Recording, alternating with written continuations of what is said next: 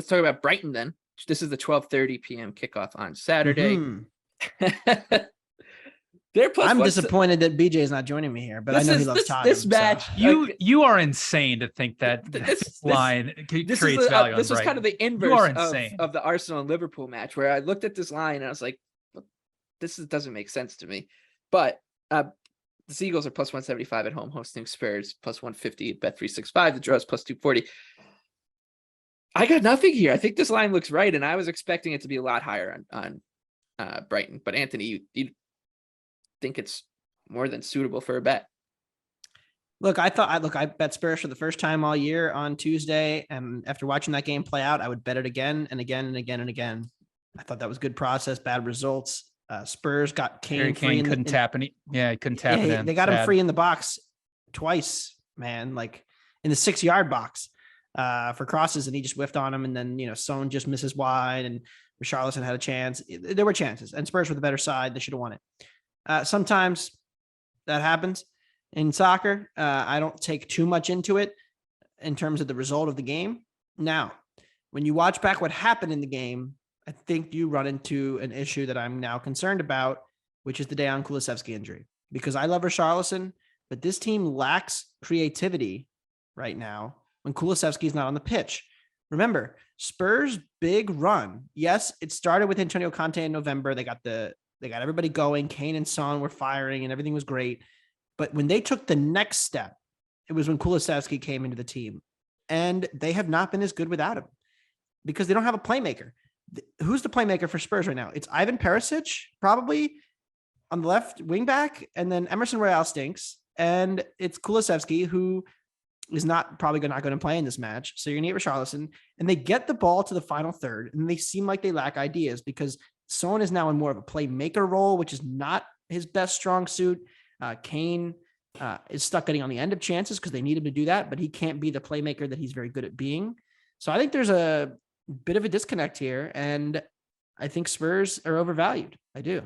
I don't have a huge numbers edge here, but I think from a stylistic point of view, Brighton will be able to play through Spurs. Spurs are not a good pressing team. Brighton will have plenty of time on the ball. They're at home in this match. I would be surprised if Spurs won it. And look, it's not that crazy from a numbers point of view. Both teams have played almost enough of a sample now to draw conclusions from. Brighton have played Liverpool, so they both, have played good teams in this league. Brighton and Spurs, based on FERF's XG numbers, have the same expected goal difference per 90. So now I'm on the road and I'm getting them as a slight underdog. Draw no bet, pick them. So I like Brighton, and I bet the Seagulls this morning. Do you know the last team to be this short traveling to Brighton in terms of a Big Six team? Well, Man United, probably. It was that lame duck, horrible Man United team at the end of last season. Like, are you really going to sit here and say that this Tottenham team and that Man United team are comparable? Is Brighton really that much better than they were towards the end of last season? Truly? I don't think so. I mean, this line, I think they're playing better. Like, I'm not playing it, but I mean, come on, Anthony. You know this Tottenham team is. He's mad. He's mad at. Spurs. I'm not mad at all. This is not mad at all. I was kind of hoping Spurs would win. I thought it might get a better. It's a weird situational spot too now because the Champions League kind of becomes a priority next week against Frankfurt.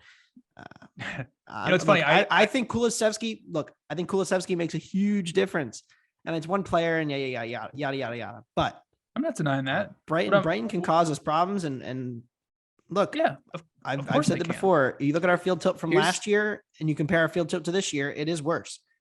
So there are signs that there's problems. You're mad at Spurs. You watch Brighton. I'm not mad. You take Liverpool and get in an unlucky draw. This is just a tough spot for you. Listen, the spot's not great. I mean, I'll give you the spot's not great for Tottenham. Like, it's not a good short rest, and then they got exactly traveling to Germany, down to Brighton, and then another Champions League game next week. So it's not a good spot, but I mean, come on. Like, I already grabbed Spurs the minute FanDuel opened a line for the Frankfurt home match. Yep. So look, this is not like I think Spurs are terrible now. Like, I don't think that's the case. And like I said, I bet them there was a bad opener, but my point is that this is not a good spot. This is not a good matchup for us. And it's a spot that we really struggled in the spring against this team. We couldn't create anything. Even when we were playing really well at home, we were minus 180. We created less than one expected goal. I think there's a problem in this kind of matchup, and I like Brighton at home.